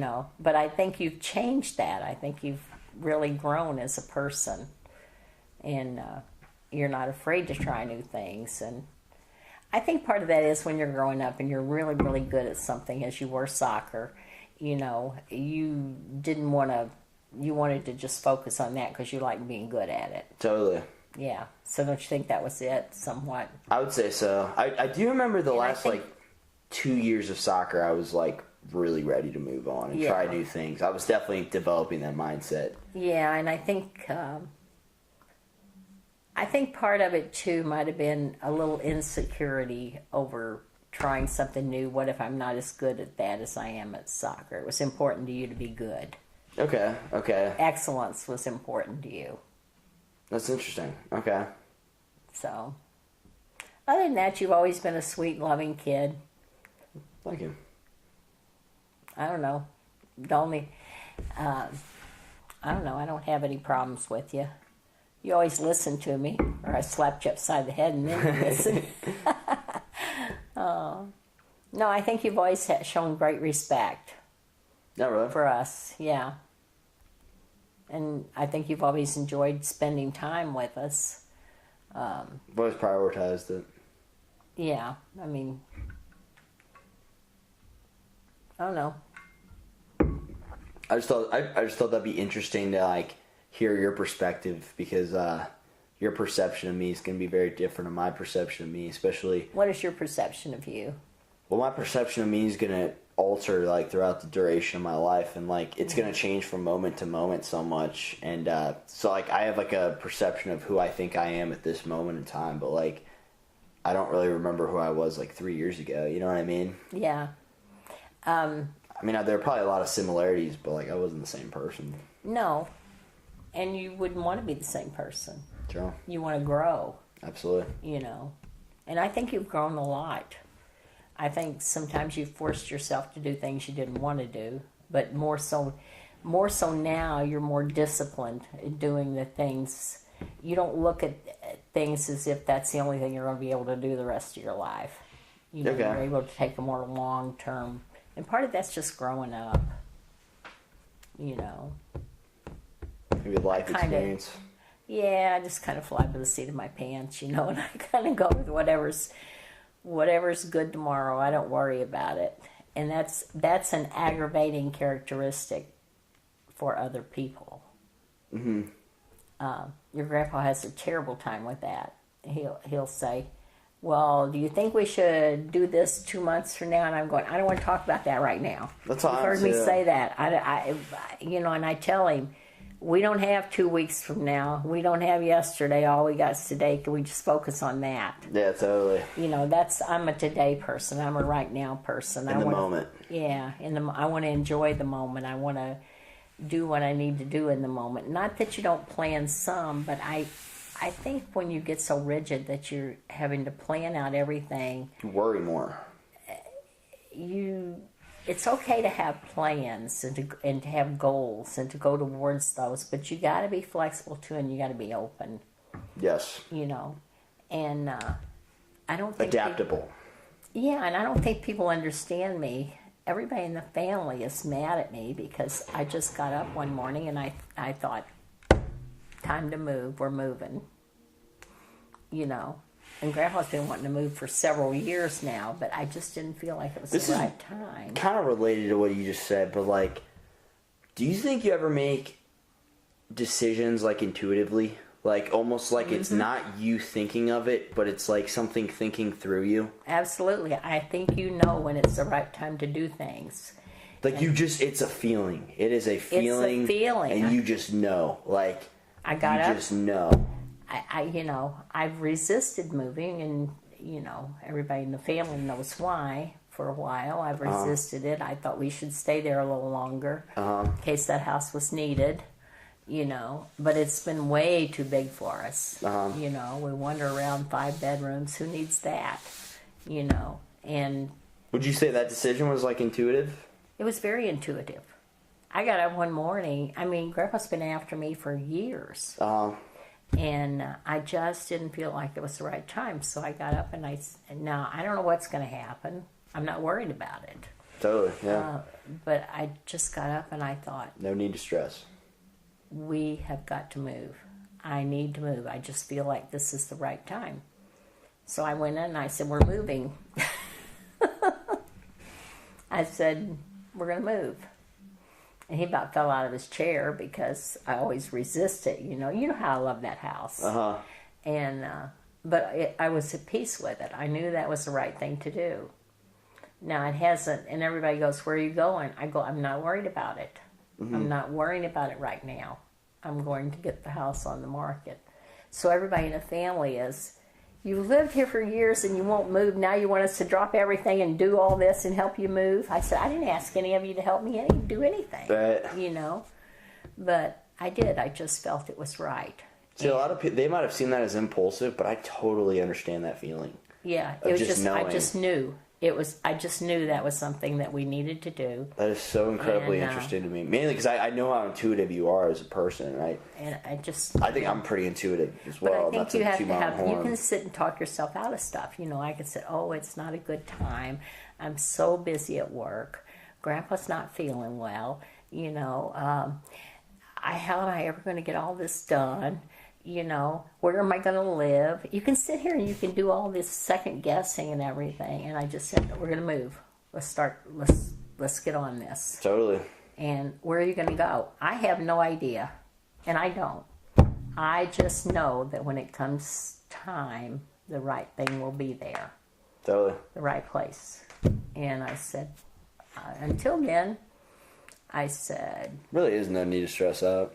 no. I'll flip her around so you can see her. Hi, Snickers. That is really interesting to me. Wow. Yeah, and I just, She's like coughing. She's choking. yeah, you're choking, aren't you? So it's like, you know, I don't know. I feel, I mean, I've been that way in my business too. A lot of times I'll think of somebody and I'll think, I just need to call that person, see how they're doing. Not for real estate. And a lot of times in my life, it's like, I was going to call you. We're thinking about selling our house, you know, or we've been thinking about you, you know. So I don't know. Interesting. You have to follow I think you have to follow your feelings and not second guess. Now 2 months from now, if my house is not sold, I might be second guessing. I agree with you though. I think it's all I'm gonna not work worried out. about it. If it does, it does. If it doesn't, everybody goes, "What are you going to do if it doesn't work out?" And I said, well, I guess I'll get my pod, my pod come back. You could speculate all day. No, I know you could. I think it's the right time. So. Or you know it's the right time. Mm-hmm. I don't want to sound too pompous though, in case it. Yeah. It's on the market for like 10 years. Yeah, no. Why did I decide to move? And well, I've been saying that already for 2 or 3 weeks now, you know. Yeah, I'm the same way though. Like whenever I just intuitively get that feeling and that I just know, I just run with it. I run with it. I don't doubt it at all. I just go with it. Yeah. Pretty much always works out. Yeah. It's, you know, it's hard sometimes to. I just don't. I'm not smart enough to figure out all the angles on everything, so I just go with my gut feeling. Let somebody else handle it for me. It's actually weird because the other day I had like an aha, like intuitive moment I in the can't library. even explain that because it's like, I mean, I went to bed and with a feeling I stay in this house forever, and it's like all of a sudden. Or like the intuitive I feeling that need to move. you know something's wrong. Like, you know something's right, you know something's wrong. Like, you just know sometimes. You just know. Well, I don't know. You know, I mean, that was my feeling, and I didn't second guess it. I immediately started putting the plan in action to how we're going to do this. Totally. And of course, Grandpa's been wanting to move for a long time, but you know, that's just because he's too lazy. He doesn't want to do all the work. But it's. I was sitting in the library the other day and I was thinking, and I don't know what it was, but something just overcame me, and I was like, you know what, I'm gonna pursue stand-up comedy. And it's weird because I've always had an interest in that, even like in high school. Like, I don't know, I just kind of always know I'm going to pursue that at some point in life. I don't think it's going to be any time in the near future, to be honest, but I got to figure out a few things with financials and graduating college and whatnot. But like, I think I'll end up pursuing stand-up comedy. I'm not like certain on that, but like, Yeah. I don't know. Just when I was a young kid, I just always had an interest in it, and I don't know. I just like really you felt enjoy it. people. Yeah, and I don't know. Something about that's really appealing to me. Like, I just say whatever you do. it's a cool art form. Yeah, whatever it is, and whatever you do, just make sure it adds to the good in the world instead of taking away from it. See, I would Does that argue make sense? that stand-up comedians are like almost like the best way to relate to the public, to get the public to think, like to incorporate the element of humor with the maybe agenda of promoting like a higher state of consciousness or promoting like thinking for yourself. Like I've really been exposed to like some really awesome ideas through stand-up comedy. Just watching, I mean, I've watched just crap too, where like they're just being funny, or like maybe I learned like how to like deliver a joke more effectively or something like that. But like I've really learned to like, do you know who George Carlin is? Mm-hmm. I think his perspective on the world is or was beautiful. I think he's funny. He's really funny. He's funny and he's a thinker. Like you could tell he's like a very intelligent man when he's up there. And I don't know, it's just a route. Like I just feel like I'm gonna end up doing it at some point in life. And like you said, I'm not stressed about it now, but I think the probability is extremely high. But who knows? Who knows where life will take me? So I could just think that now and just be completely wrong. And regardless, though, I've always had interest in it. Yeah. Different things come up, and you'll know, I think, when it's the right thing. Just make sure you have a positive impact on the world. But going back to that, I would say like they're like, it's almost like stand-up comedians are like the closest thing to philosophers, because they're able to lighten the mood with humor And make people think. Mm-hmm.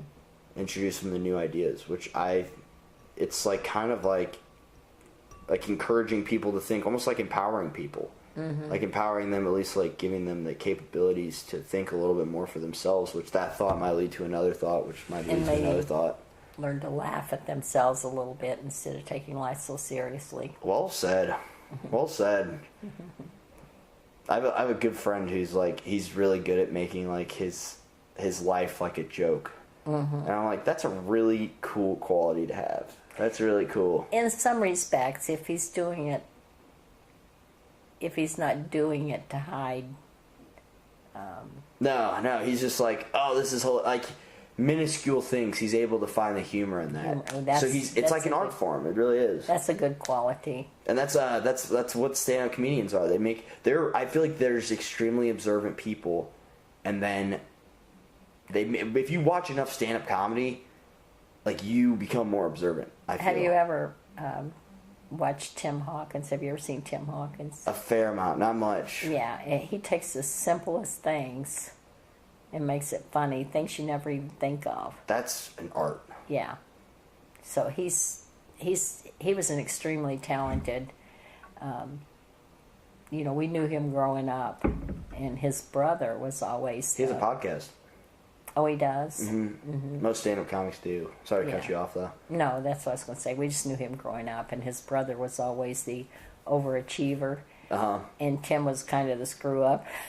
you know. But he had that sense of humor, and he was extremely talented. He was a good baseball player. He was a good musically talented. Oh, wow. Yeah. But yeah, he plays the guitar in his skits, right? Mm-hmm. He's got a pretty big following. Yeah. I looked And him up now on his Facebook. brother, which was the talented one Uh-huh. when they were growing up, I think he works for Tim now. No way. That's Todd, wild. yeah, Todd's your mother's age. Oh, that's crazy. I don't know if he still does or not, but he Uh-huh. did for a while. Yeah, I know my mom was thinking about getting me tickets for him this upcoming semester. It's probably really soon, to be honest. Like, Yeah. really soon. He's I think it was like early September. Scott and Michelle love him because they take the kids. They can take the kids. True. It's also clean and That is admirable that he stays clean. Yeah. That's not my favorite kind of humor, but I respect it. well, it's so good for like family people. Totally. Yeah. So Yeah, definitely not my sense of humor, but I do think he's funny. he is hilarious because he takes things you never even think about and Uh-huh. makes them funny. That's really you cool. know, because it's common everyday things that, you know, and he also takes his growing up and His own life and Yeah. little things about Yeah. life. And then he adds music to it, too. That's a whole added element that not a lot of comedians have. Yeah, he was talented. They were both musically talented, Todd and Tim. That's cool. There's two of them. Have you ever had any interest in... Their mom and dad were teachers, both of them. Oh, that's cool. Mm-hmm. Have you ever had any interest in, like, pursuing a musical instrument or anything? Me, Yeah. I'm not talented in that respect, you know. So I just thought it'd be cool, but I don't have any interest. well, you might someday. Then Sure. do it. Sure. Yeah, if I know. desire sparks tomorrow and I think about it for a little bit, I'm like, you know what, that's a good idea. I And tried I'll to get. run with it. Yeah, I tried to get.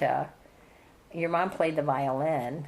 It's cool. And then when Scott was old enough for a musical instrument, we already had the violin because that's what she wanted to play. So I said, "Here, you're going to take violin lessons."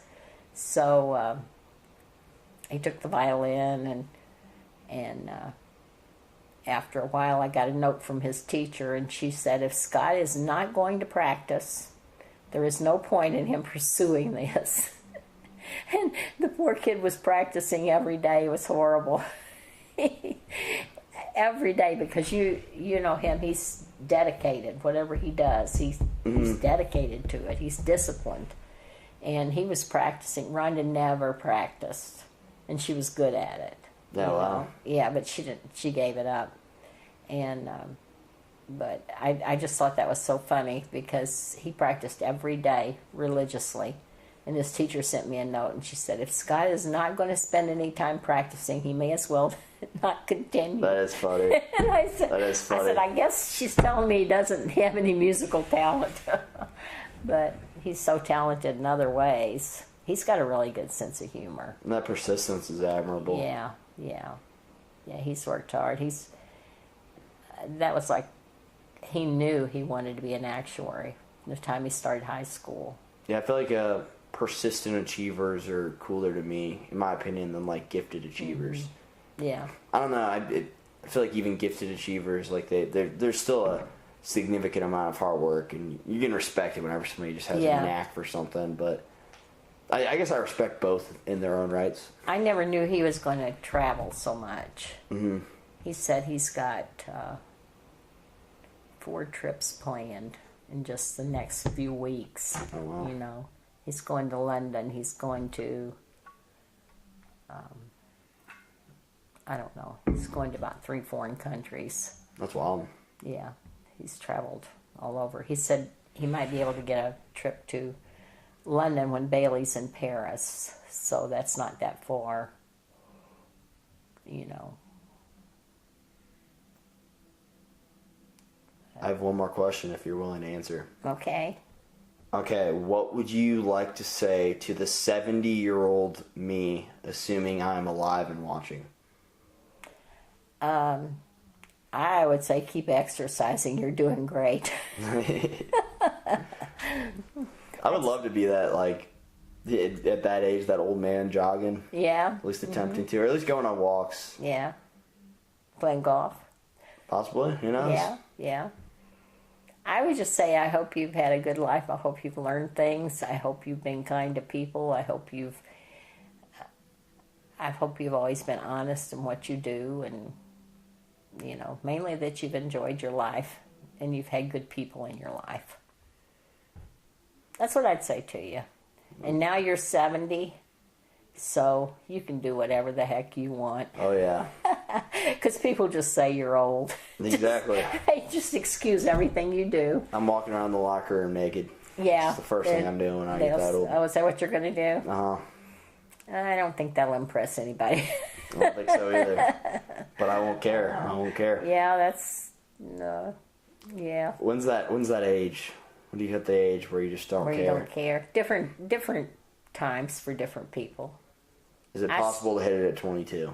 Probably. Okay. But why would you want to?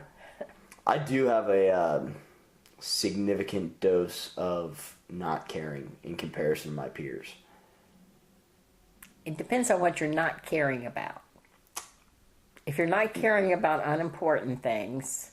I'm not caring about unimportant things, and I'm also not caring, not in an ignorant or, like, disrespectful way, but I'm not caring about, like, the opinions of others, like, on a level that I've never seen anybody else mirror or imitate. Well, that just probably means that you're secure in yourself and your own opinions. You're not concerned about the opinions of others. That's a good thing. That probably just means you're secure, as long as it doesn't mean that you're inconsiderate. I've hit that point in life where I was inconsiderate, and I've learned from it, and yeah, I don't know why. I just like don't really care about the. But that's weird. If you're saying I have confidence in my own opinions or my own beliefs, my own convictions, then. That's a good thing. But that's all rested in the ideology that I know nothing. So I'm extremely agnostic and I mean there are things that I believe, but I'm also very, very, very open to being proven wrong. Well, then you're not strong in your convictions. Well, I'm strong in my convictions, and I'll back up my beliefs with passion. I'll even speak with authority and with what's the word I'm looking for? Credibility as well. But I'm always willing to at least listen and consider other points of view, because there's always the possibility that I could be wrong, because there are things. There's nothing wrong with that. It's not like I don't trust my opinions or my beliefs, but it's more that I'm just open to I've had convictions, I've had beliefs in the past that I thought I was 100% right about, and I was proven wrong. So it's what do I really know? Because I feel like as human beings we're extremely probably limited. at 22, nothing. True, exactly. No, but that just means you have an open mind, I think. But you can have convictions, you can have an open mind, but your core convictions, you should have those core convictions, and not be so open to just run off. Just take drugs, for instance. Mm-hmm. Okay, you know how you feel about them, and that's just an example. People know how they feel about them, mm-hmm. but they just go off and try them anyway because they think that's, even though they know it's not good for their health and various other things, cigarette smoking. Okay, so let's take for example heroin. Mm-hmm. I will never do heroin. Mm-hmm. 100% about that. But if I was sitting down right now with somebody who had done heroin and even was convinced that it was a positive change in their life, I think I would hear them out. I would hear them out, and I wouldn't be naive about it. I wouldn't be like, oh, really? I could still in the back of my head listen and be like, that's BS. That's not, this is not true. I think you should be able to. But I'm at least going to hear them out. Well, there's nothing wrong with that. That's being open-minded. Okay. Because you can't,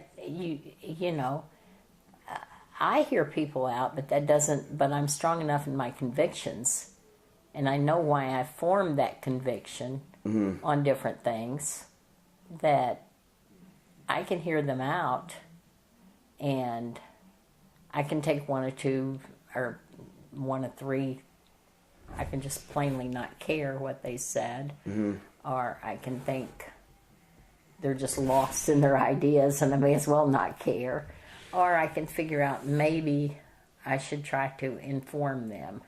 You just have to be careful about that. Yeah, you give them a different perspective. I'm not saying inform them, but a lot of times people are talking to you about different things and they're searching for, they're not sure about things themselves. I've gotten very good at picking up on that. Exactly. Not very good. That's what I was going to say. But yeah, I'm pretty good at that, and then sometimes I just rattle.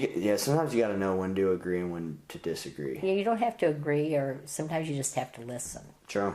Just nod your head and be like, okay. Listening is a very, very important skill. You know, I'm not that good at it. I like to talk. But this podcast has made me such a better listener. Really? Because I talk so much? You and everybody else? 84 other people, yeah. Mm-hmm. Well, I'm sure this is going to be boring. No, this is a fun one. I always enjoy talking to you. What do you mean? I always enjoy talking to you. We always have. Well, it's like good conversations. Yeah. Well, I think we're totally honest with each other. That's the important thing. I don't feel like I have to impress you, and you don't feel like you have to impress me. I don't know. I feel like I need to be really cool right now. Is there anything on your mind? Anything like... Because I'm out of topics, out of questions, out of statements. Well, what's on my mind is I think I'm going to go home and go to bed. Fair. I've said enough, I think. Cool. If there's anything you want to know, just ask me. Hour and 45 minutes. Now, you told me this was going to be 20 minutes. I never said that. I never said that. If I would have guessed a little over an hour. I would have guessed 1:15. Well, we've talked for 3-4 hours before, so... True. You know. But we probably should shut it down for tonight. Yeah, nobody wants to listen to us talk anymore. No. Nobody wants to look at us either. We're No. unappealing to look at and have terrible voices and terrible opinions. Yeah. No way, the camera just died. What are the odds of that? Yeah. That actually happened the other night. It happened the other night, like literally right at the end of the podcast. That's really... Your battery went dead? Well, the SD card ran out. That's bananas. That's wild that just happened. I probably don't ever want to see this because I don't like listening to myself. Fair. So. Well, actually, by the time this is released, which will probably be when I'm releasing 73... Yeah, it's 73 tomorrow. Or 73 in a few days. So this is episode number 80, so it'll be 7 weeks from now. That's actually pretty close. I'll still be here. No? Yeah. True. But will your house? Yeah, I don't know. Who knows? I hope it sells quickly. Just... No need to worry. Mm-hmm. No need to worry, I feel like. I'm not going to worry. It's just a unique house, you know, and we raised 4 kids there, and it was a happy house. And it's all I've known. It's all you've lived. The only place you've lived since my entire life. I know, and it's time to move on. True. So I hope somebody will buy it that will enjoy it as much as we have. Maybe like a young family or something. Mm-hmm. Somebody, yeah, that would be cool. I think the people across the street are moving. Wow. He's got a pod in his driveway. Wow. And then the guy over that backs up to the lake there by us, the psychiatrist. Uh-huh. I don't know if they went to a home or what happened, but I've seen a couple young people over there cleaning it out and doing things. So I don't know if it's a grandkid or what. So actually, I was talking on the phone to Acacia the other night, taking a walk back through your down just past your house to the left. And I walked past 3 houses that were for sale. Oh, really? There were only 20 houses in that neighborhood. Mm-hmm. Yeah, a lot of houses are going up for sale in that area. I don't know if they moved or not, but Lou Brock lives back there, and he's had problems with his leg. Oh, really? And so he's going to be moving. Oh, wow. If he hasn't already moved. Barbie told me that. Wow. Next door. Yeah, as well. I think the Lou Brock drives past your house every single day. A lot of people drive past our house every single day. That used to be so quiet, and then they opened up to that other subdivision. And so there's quite a bit of traffic Yeah. in there. That hill sucks too. Yeah. That hill sucks. Have you seen my new driveway? Yeah, it's beautiful. It's gorgeous. Oh, it is. I power washed your pool cover on it. Yeah, oh, that's right. Yeah. It is the craziest thing.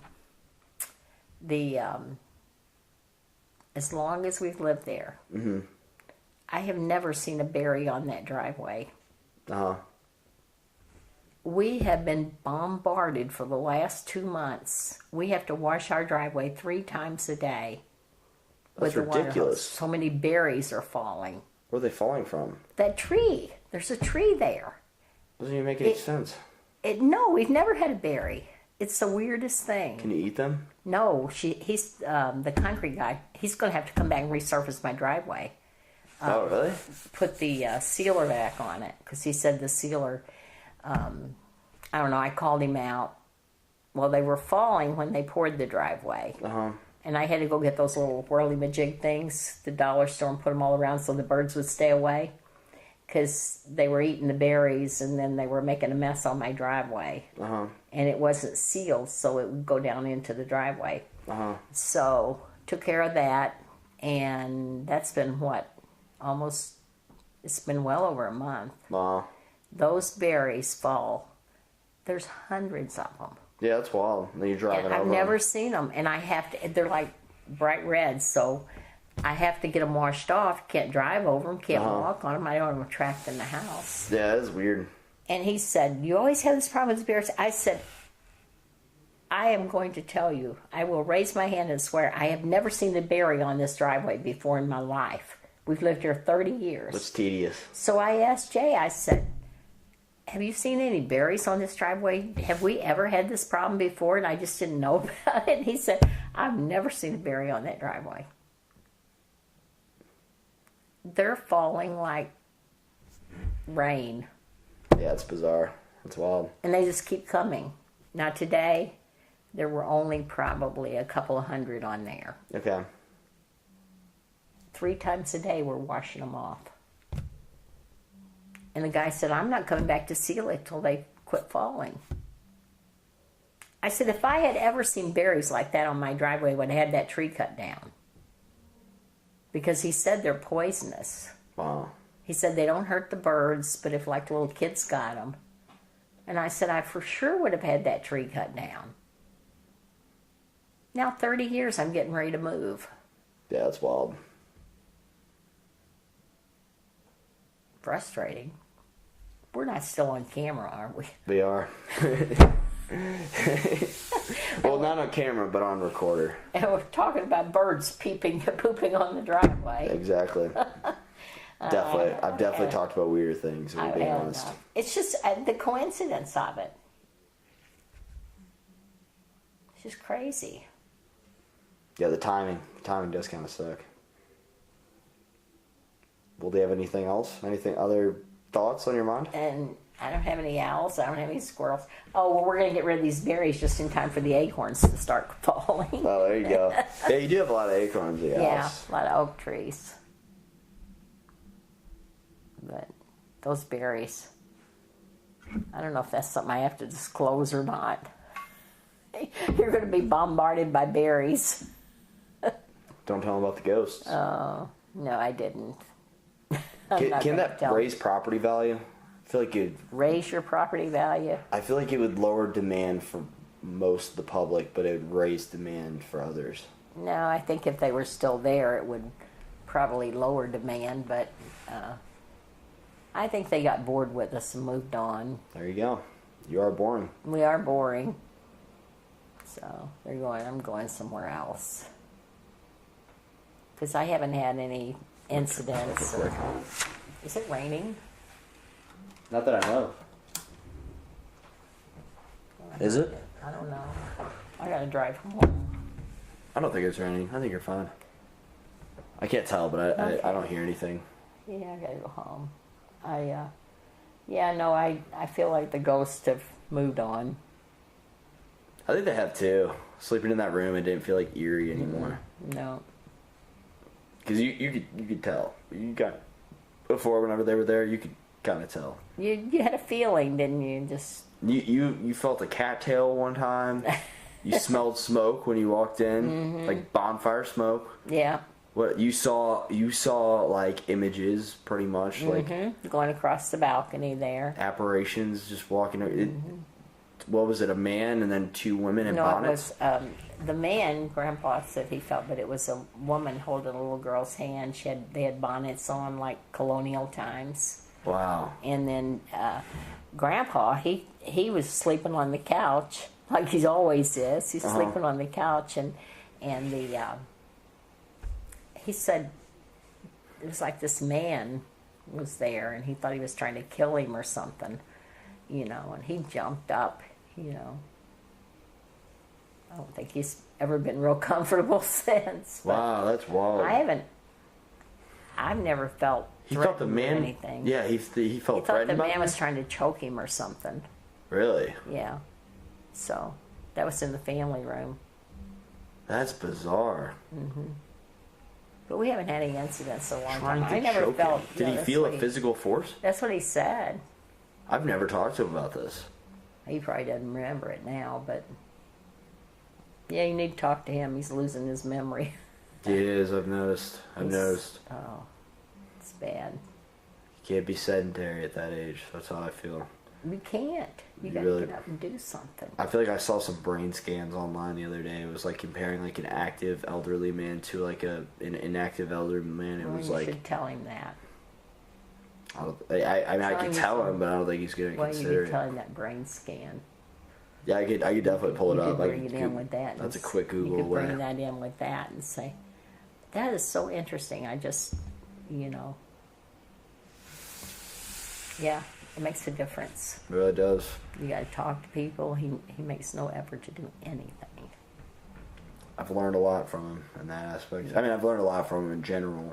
It's given me a lot of my sense of humor, I feel like. But I've learned a lot on how I want to go out, and Yeah. to be honest, it's not how he's going out. I don't know. I can't. I don't know. He said I make him feel like he can't do anything, or I don't want him to do anything. But whatever he does, he screws it up so bad. I have to go right behind him and do it, and I can't do that. I don't have the time. Like I asked him to put those door stops on. Are you still recording? Yes, this is all on video, or not on video, but on recording. Yes. Well, you should really just turn it off. Okay, I'll should tell we? you my story. That's fair. That's fair. Well, now we're at 2 hours. Do you have anything else like to say, No. like on camera? No. I'm pretty good. All right, we're gonna talk some crap real quick. Good talking with you as always, Grandma. Oh, I know, Jordan. I love you. I love you too. I'm trying to think of any other things on my mind. Yeah, nothing comes to mind.